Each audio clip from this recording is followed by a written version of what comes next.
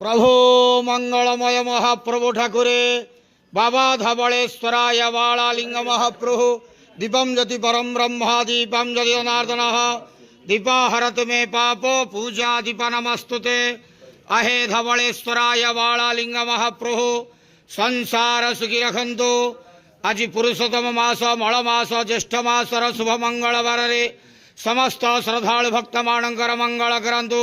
समस्त श्रद्धालु भक्त मान को श्रीपद करंतु मनस्कामना पूर्ण करंतु कर्म क्षेत्रोन्नति करंतु ग्रहरिष्ट खंडन करंतु जगतर मंगल करंतु विश्वर कल्याण करंतु आपणकर नाम प्रकाश करंतु सेवकर डाक श्रवण करंतु समस्त गुआवसा भक्त मानकर मनस्कामना पूर्ण करंतु